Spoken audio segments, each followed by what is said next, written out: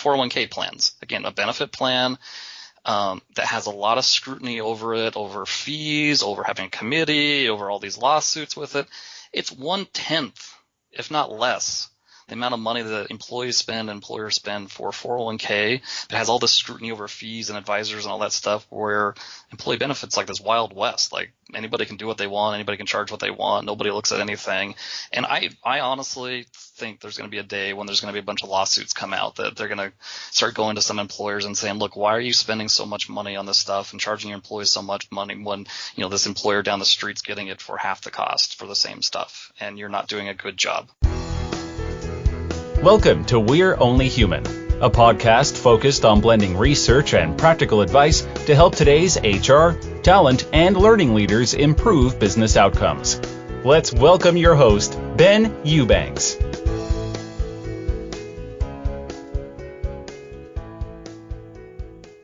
Hey everyone, this is Ben Eubanks, host of We're Only Human, and I'm so glad to have you here today.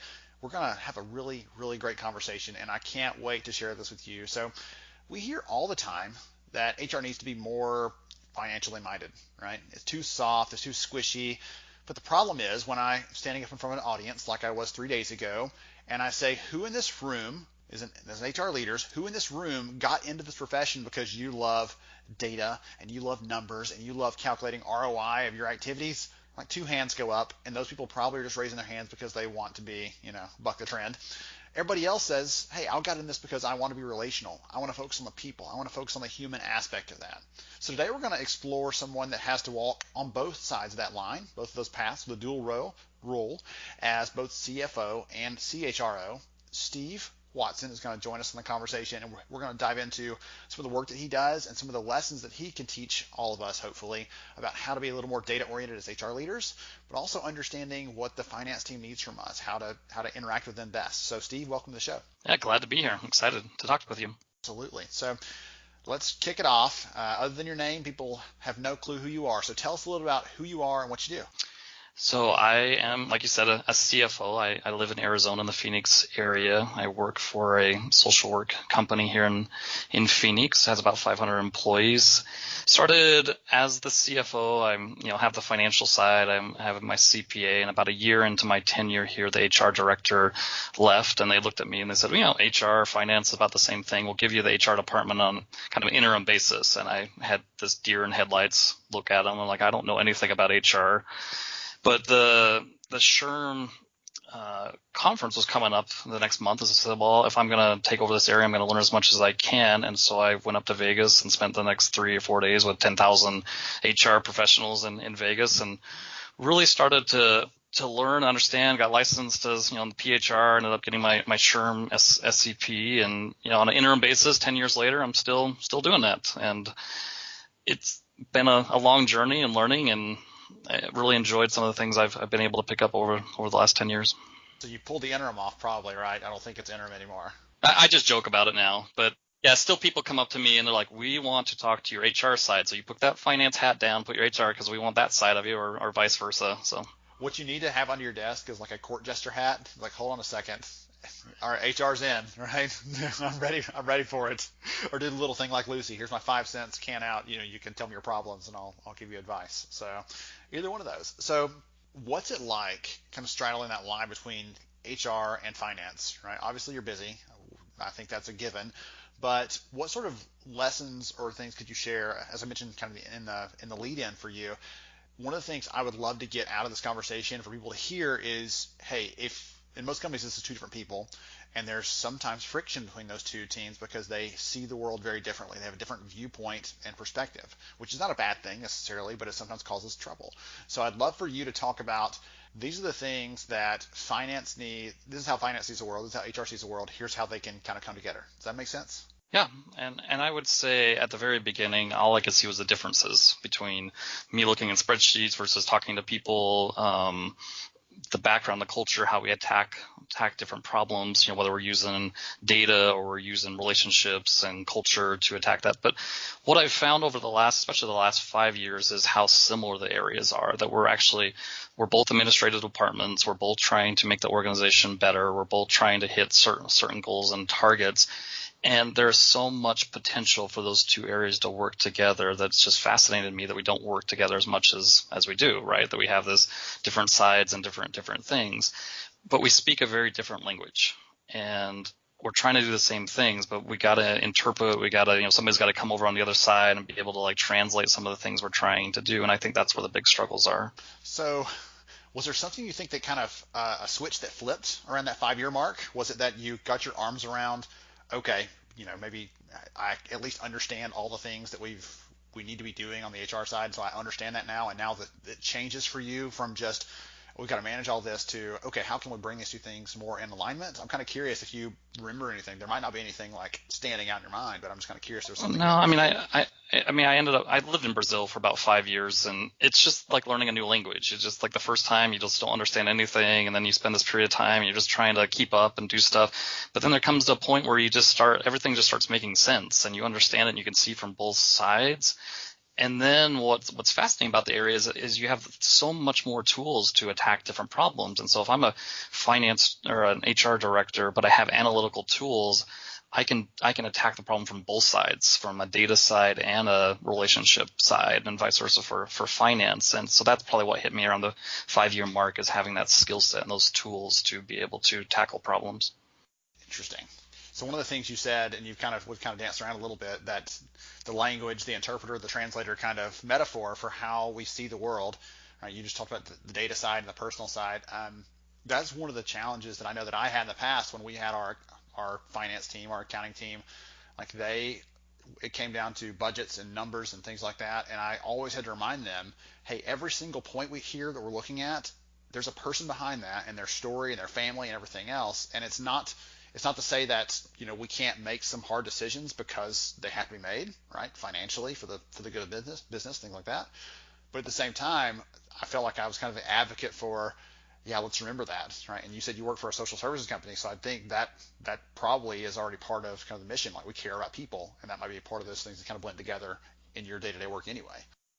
Yeah, and yes, I do, because that's where we come from as a whole organization. I think it takes somebody being empathetic and understanding the other role. And HR, if I was sitting in HR director's shoes and I'm trying to get connected with a finance, like with CFO or something, you need to like step out of your world and stop justifying what it is and just try and see it from their view. So what is a CFO trying to do? What is their main objective that they're trying to accomplish? They're trying to forecast, they're trying to budget, they have targets they have to hit, they have an amount of money that they have to allocate to different things, that they have different people fighting over this money, and what is the best use of those funds, right, for that company. And being able to understand that and empathize with that CFO, I think would bring a lot of value back to the HR departments, and be able to get their projects through and be able to translate some of the stuff that they're trying to do. Interesting. I like that. Absolutely.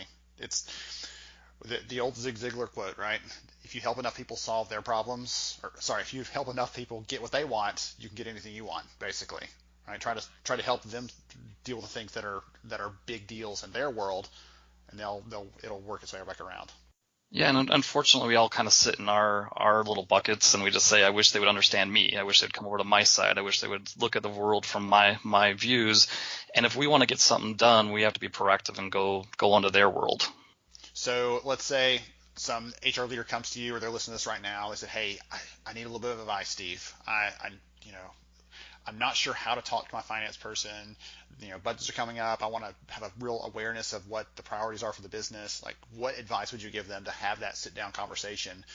How do they open it? What sort of things do they need to make sure they do in that conversation? I know it's kind of specific, but I'd love to, like, a couple pieces of advice for that, because, hey, the end of the year is coming up relatively soon. We'll be here before we know it, and people will be thinking about budgets and everything else. Help that HR leader listening right now have a better conversation this time around. Go take them to lunch. So I would, if I was in their shoes, I would try and not talk about anything in my area, any of my priorities, anything. I would take that CFO to lunch and just talk about the business and talk about their career and talk about what they're trying to accomplish, talk about the struggles that they're trying to do, like what's coming up in the budget. Are there even funds available? what's the strategic vision at that company, and just get it from their side, and then try and, like you said, that Zig Ziglar comment, try and solve that CFO's problem with your solutions. Like, I can help you CFO by doing X, Y, and Z with training, or I can help you with recruiting or different things. Love that. That's actually very similar advice to what I give people. I mentioned I was speaking this week about like relationships, influence, change management, like those core pieces of how we get change done. And part of it is, this is so fun to have this conversation with you today, because it's part of that is very relational. We're realizing that soft skills, how can we influence and kind of cajole and get someone to do this thing that they may not want to do. But on the other side, using evidence, using data to try to appeal to the rational side of how they think and how they operate and push them. So interesting. I love that advice though. Just get outside the box, get outside the office even, and try to have a personal conversation with that person, dig in deeper. Yeah, and I would build off of that and say, look, there's that relationship. You got to build that. You want to solve their problems. But I think where a lot of times HR drops off of saying, okay, I have a problem to solve. I have to hit a certain target. I have to hit a certain number this year. And being able to translate your programs, your stuff into that number to show those outcomes. And that's where it gets hard, right? Because I'm doing all this soft stuff. I'm doing all this training. I'm doing all these things that I know over time will help the company. But if that finance person can't see it in the data, it's going to be hard to justify, especially long term. So one of the things that you and I talked about in advance of this interview, we talked about the benefit side of things, right? That seems like a pretty easy way to start that conversation, because benefits is one of the biggest line items in the budget, right? It seems like it's always a source of frustration, not necessarily always, because you have some ideas and things to share there. But let's talk about that side of it. Other companies that are struggling with this, I don't know if there's one out there that hasn't had some sort of headache around rising healthcare premiums, things like that. So I know this has been an area that you kind of prioritized in the work that you've done. Tell us a little about that. Yeah, and I could get on a soapbox for days on this stuff, because I mean, it's the one area where my two worlds converge the best, right? The ability to have the data, the analytical side of things with the culture and the retention and recruiting of the HR side. And I mean, I was just looking at a SHRM forecast for 2020, and they were projecting that insurance rates were going to go up 6% next year. And 6% seems like it seems high. It's just like a number. But when you dive into their study and you look that it's supposed to go up $700 per family next year for basically getting the same stuff, all of us should just be ticked off and frustrated. I mean, I could think of a lot of other things I could spend $700 on in my personal life versus just getting the same type of care that I'm getting. But in reality, what happens is employers pay most of that. They pay 70% of that cost. And so if you, again, this is some of the data side, so hang in here with me, but if you take that amount, that's $700, and say maybe $500 of that's the employer's share and $200 of that's the employee's share, that $500 for every 100 employees that your company has is my math, like $50,000. So what would you do with that money? So if you had $50,000, I can think of HR directors right now, if they had 100 employees and they had to have $50,000 in their budget, they would hire somebody, they would bring in a different technology, they bring in a new payroll system, they would invest in raises for their employees, they could do all this stuff, but every year it's getting sucked up into the insurance carrier year after year after year. So those compound, right? $50,000 this year, $50,000 next year, now 100, 150, 200. So it just keeps going up and sucking all that money out. And so so my area of finance and HR, I look at that and say, okay, we definitely have a problem because our benefits are getting more and more expensive. It's harder to recruit and retain employees. On the finance side, it's a huge problem because I'm trying to figure out how to pay for this $50,000 for my 100 employees there. And then I actually had the opportunity, I do a lot of consulting work on the side. I had the opportunity to do some consulting work for an insurance brokerage firm. They were starting up. And it was fascinating to me to be their CFO. I got to peek behind the veil and see this whole messed up world of these experts that we hire, that we bring in-house to help us, but how they get paid more money when our premiums go up. They get paid bonuses and overrides and all this stuff to basically sell us this insurance. But yet when they come into our house, they say that they're on our side, right? That they're agnostic. It doesn't really matter. They work for us. And it's just a huge messed up system that nobody's held accountable for. I mean, if it goes up $50,000 this year, I mean, HR keeps their job, CFO keeps their job, broker usually keeps their job because it's just kind of trend, and it doesn't have any accountability with it. And when I look at that, I get frustrated and ticked off. You can probably hear it in my voice. I get passionate about this area. But then I also think about how many opportunities we have there. So once I figured that out, once I was able to like figure out that there was a problem there, and that if I bought insurance in a different way, I was able to save money. So over the last 8 years, we haven't had increases. We're actually, as an employee, I'm paying 15% less than I was 8 years ago.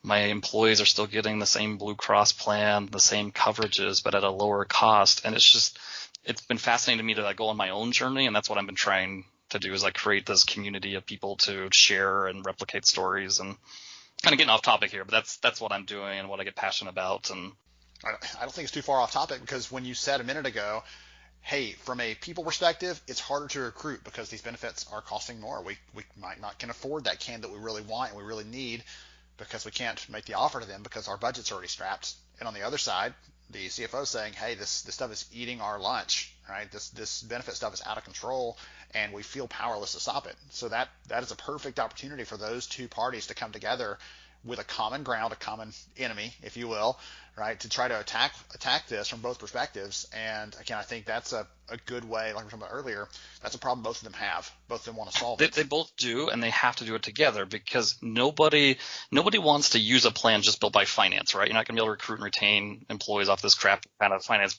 But nobody wants to pay for a plan just built by HR, because it's just going to have every bell and whistle. Everything's going to be out of control costs. So those two have to come together. Like HR has to have the analytical skills to be able to look at the risk, to look at the arbitrage opportunities, to buy healthcare in a cheaper way.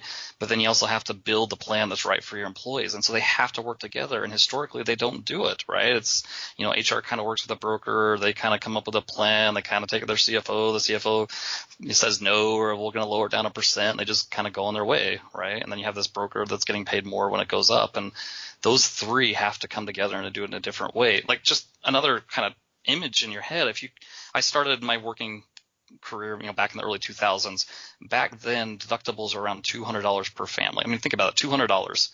And it was about $5,000 per family for the whole cost of care. It's 4 times that amount right now.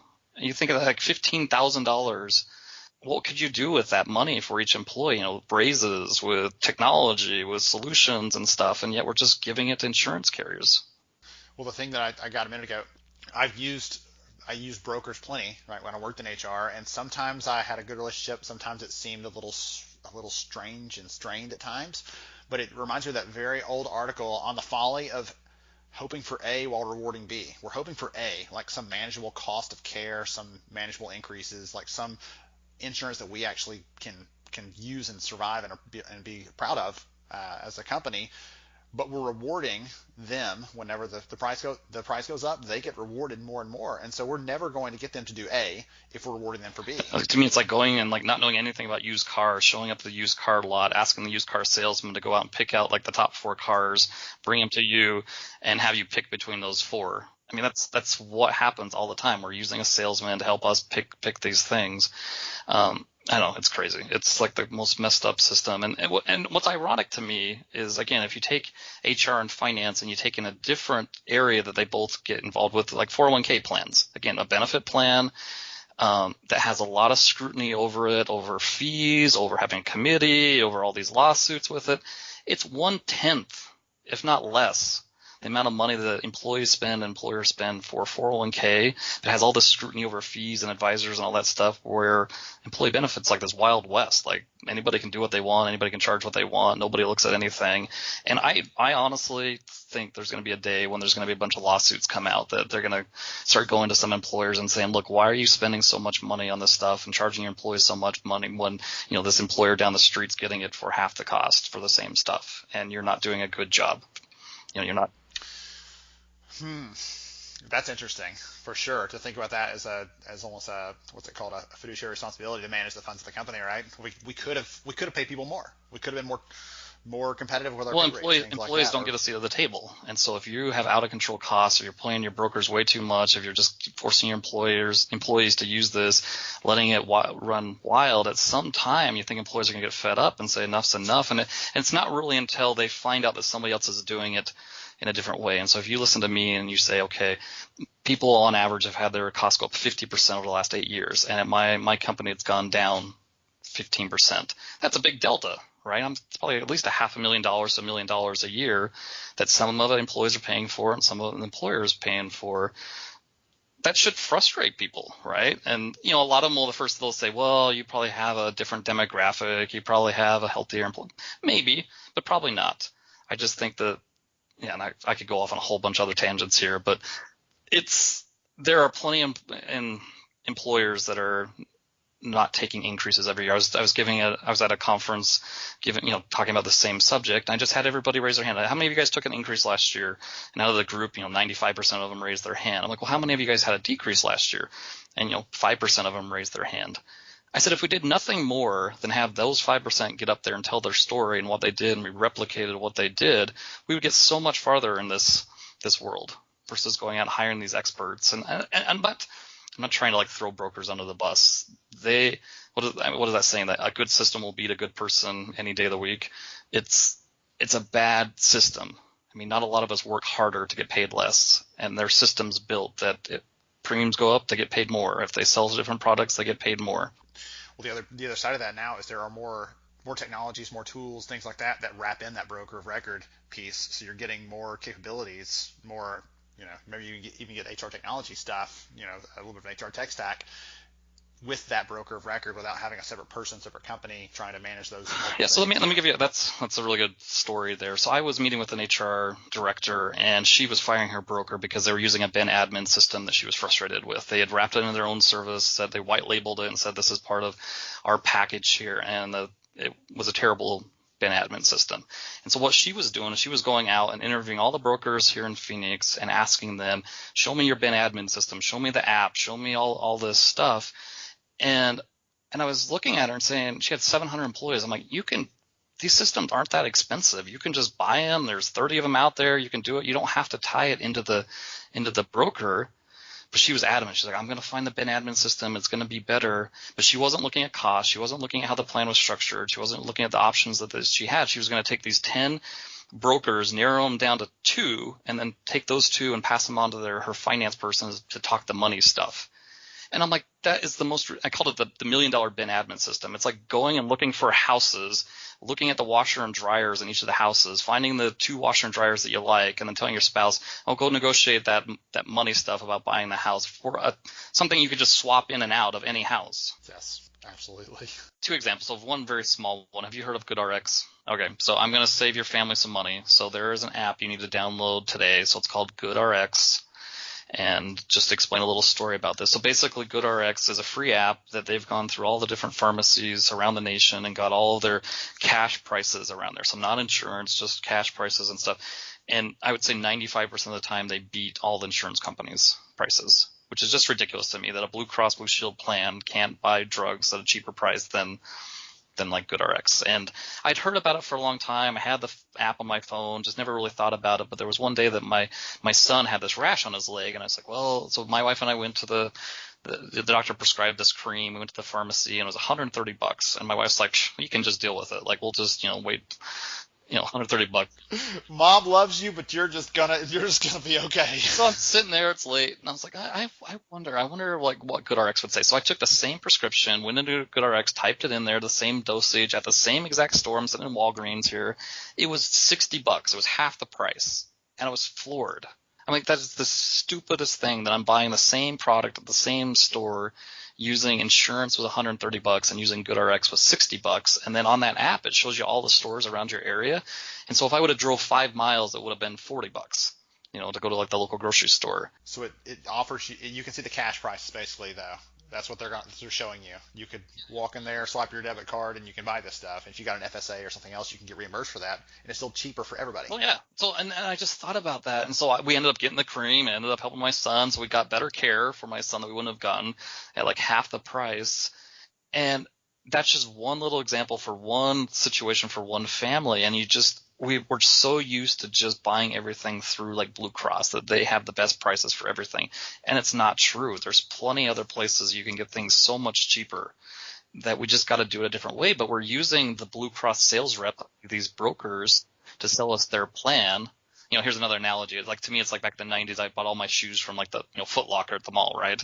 And over time, there's all these other options like Zappos and online and Amazon and all these other stuff to do it. But if you just keep going to Foot Locker and asking the Foot Locker sales rep what you should buy, they're going to say, here's the shoes here, right? Here's the shoes that keep getting more expensive, and just buy them here. And you don't realize that there's all these other places you can buy the exact same shoes at a lower price. And so that's what I'm seeing, especially over the last 5 years, is many, many opportunities to do that. There's actually a surgery center in Oklahoma that has bundled cash prices at like the 10th the price of their quality. So you can get like a knee surgery all in for, $2,000 to $5,000 versus like $50,000 through the insurance company. And I don't know, I could go on and on about it. As an employer, you have to set up a different type of plan, because you can do wellness in your company, you can do all these different things, but if you don't get to keep the savings, then it doesn't matter, right? If you just pay these premiums, they go away. So have you ever been on an HSA plan? Like, do you know how they work versus like a PPO plan? I know how they work. I have never been on one. I was very close to getting one earlier this year, and in Alabama, the Blue Cross HSA plans cost the same premium or within $50 of the PPO plans. So there's no incentive to do that. But anyway, I know how they work. Just the structure of how it works. And a lot of employers have moved to like an HSA type plan where you pay a lower premium, but then you have to pay a higher cost at the doctor, right? And historically the benefits have been, if you're super healthy, you pay lower out of your check, and then you get to keep the money, right? That you kind of have savings there. And historically as well, if you've been really sick, the out-of-pocket maximums have been lower. And so it's super healthy, better, super sick, better, and in the middle, PPO plans sometimes are better and sometimes it's HSA plan. But when you think about it at an employer level, all of our stuff's kind of set up as a PPO. We pay a premium every month, and there's no risk to us if it goes higher or lower, but there's no savings if it's better. And then we just wait till that renewal in August and that letter just to see what the next premium is. But if you set up an HSA type plan at your company, so you take on a little bit of the risk, and so some people call it self-funded. I say that all plans are self-funded at some level. You just decide what level it is. Do you pay copays? Do you pay deductibles?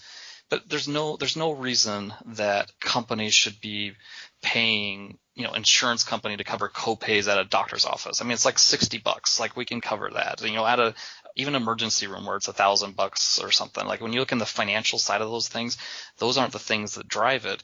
Why we get insurance is because none of us want to bankrupt the company because John Smith gets cancer, right? That's $1 million. That's why we have insurance. But there's an ability, you can buy insurance just for that. You can buy insurance, these stop loss policies that'll cover that incident at whatever level you want, at $30,000, $50,000, $200,000. The rest of it, you just pay for it, and then you buy another insurance policy that's like the max that you're willing to pay as a whole company. And you set those two policies in place, and then guess what? You get to keep all the savings. And so you have to change your mentality to a 5-year plan. It's just not every year. Out of those 5 years, guarantee you one of those years you're going to have a crappy year, so you want to have protections in those years. You'll probably have 2 years that are just, okay, it's about what you expected. And then you're going to have 2 years that you're going to save a bunch of money, that they had just healthy years. I mean, think about your own family. I mean, there's plenty of years you probably didn't even go to the doctor, right? And so if companies are able to set up these type of plans and you spread it over 5 years, there's dramatic savings that they can have. That I've had years where I had multi-million-dollar claims hit, that those insurance policies kicked in, they worked just fine, and then the other years I got to save all the money, and you just average them out, and it's just the costs are down for the employees. And so, it's different, right? It's a different way to set it up. And this is where I say you got to have some analytical skills. You got to have this more hands-on. You got to have this finance side. It's worth it. I mean, finance does this all the time, and we buy big machines all the time. We buy cost of goods sold, all this stuff. We're doing that. We know the price of paper, but we don't dive into like the price of healthcare. That's $3 million on our. I mean, it's ridiculous. So we don't even dive into that.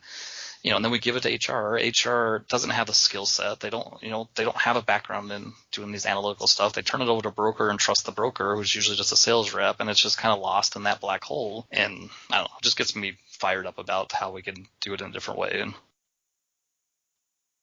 you have some good analogies. I like yeah, that. Well, it's a complex thing that people like. If you use analogies, then it's like, whoa, yeah, that's right. But you get it. It's easier to get a handle on it. So, okay. I've been taking a lot of notes. My brain feels full right now. So, It should be. I mean, and again, the more that I learn, the more I just get like ticked off and just keep learning more. But and at some point, I think we have to own this. I mean, we're the ones signing the checks. We're the ones picking the brokers. We're the ones picking the carriers and setting up these plans. And so we need to like step out of our bubbles and just start talking to other HR professionals, start talking to other finance professionals. And I've spent like the last couple of years going out and talking to any CFO I could find about this. And it's just fascinating what I've learned, from other people that are doing some really cool things, and other people are learning from me. And so I'm like, we got to do something about this, come together as a community. So what I'm trying to do, so I'm full-time CFO. I do this HR stuff. And then I had this experience personally to work for this broker for about 6 months and learned all this stuff. And it just got me thinking about how there's no Yelp reviews for brokers. There's nobody's teaching us how to do this. I mean, if you become an HR director, you just kind of assume the broker that was there. You just assume that what they're saying is right. And so that's what I'm trying to create. So I'm trying to create this area where there's, if you get a new job as an HR director, you can come into this community and you can learn from other HR directors on how this works. You can have people that you can call and bounce off of. And then as a community, we can vet out brokers that we work with, that we all trust and we all use, and kind of work all together. So that's what I'm doing. That's my vision, and I think it's much needed. I'm getting a lot of positive reaction. People are like really excited about it. Some of the questions are like, well, how do you pay for it? Like, why are you doing all this stuff just to do this? And so originally I was like, well, maybe I'll set up some consulting with companies. I'll help them do this for them. But then a lot of them were like, well, I'm already paying a broker. I don't really want to pay two people. So then I went and talked to some of the brokers that are doing some amazing things and said, well, what if I help you get referrals or something? Would you give me part of, like a referral fee? And they said, yeah, we'd love to do that. And so that's what I'm setting up. So it's kind of like a affiliate type marketing referral fee for people that I work with that I trust. And so they get new clients. They're happy. The employers are happy because they're saving hundreds of thousands of dollars, and I'm able to kind of pay for all this stuff. So first time I was speaking, so this HR kind of consultant was doing this event here. And so she asked me to speak, to tell my story and do all this stuff. And I show up there, and I thought it was just for HR, and I show up and she has like sponsors that are brokers, and she's like, all these guys are so excited to hear you. They're all going to come to your presentation. I'm like, you do realize, and I'm like, I don't want to take off all your brokers. Like, I'm going to kind of go after them and not personally, but we all got to be held accountable for this. I mean, out of control for 20 years. Like, people are like, well, employers aren't doing anything about it. I'm like, we are hiring experts to do this for us. Like, there's not many areas in our business that we actually bring in a third party to help us do it. And look at the results. 20 years, it sucks. Like, they're not, and so and she's like, no, people want to hear this. They like the transparency. And so I just kind of did my spiel there. HR folks loved it. And you could see the brokers, like, their faces just start like, dude, because nobody talks about this stuff, right? Nobody goes in and talks about, how much money these guys make and how they make money. And, and I never even knew that, right? I had no idea that they got all this stuff. I mean, it was funny. I just saw a flyer that said that if you sold a fully insured plan for this new kind of joint venture here in town, they would get $50 per employee as a bonus.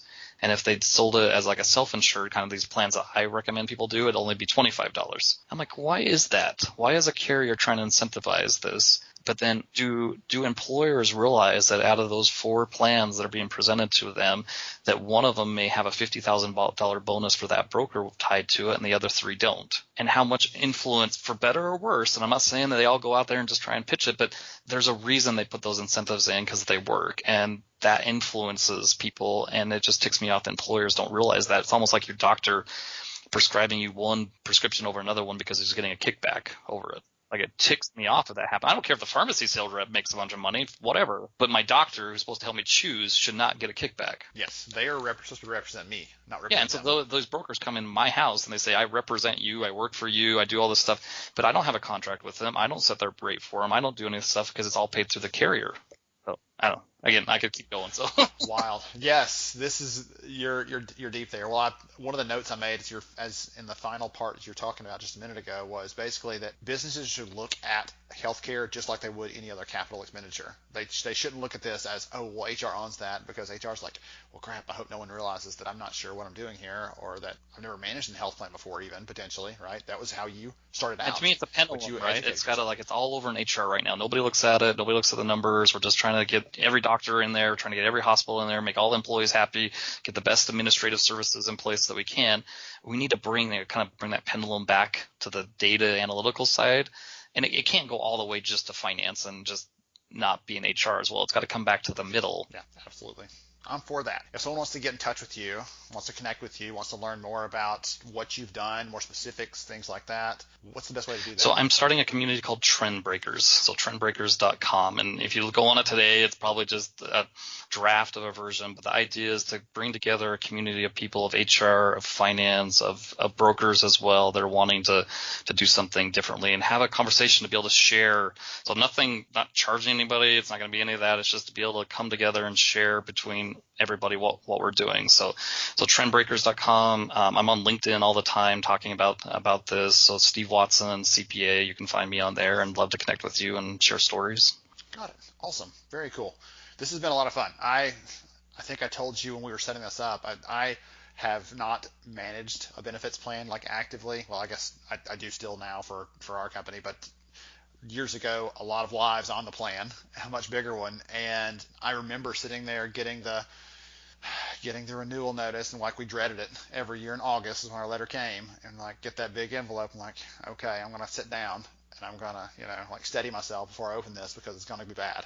I always just knew that and expected that. And so it's really great to hear that there is potentially some hope, right? There are other options. There are other opportunities to manage that better. So this has been a lot of fun. I really appreciate you joining me on the show, Steve. Thank you. It's been fun to talk with you. Absolutely. To everybody else, this has been another thrilling episode of We're Only Human, and we will catch you next time. Thank you for listening to We're Only Human. Please take a moment to share this episode with another HR leader who might see it as a valuable resource in their daily work. For more information about the podcast and to see all our show archives, please visit upstarthr.com.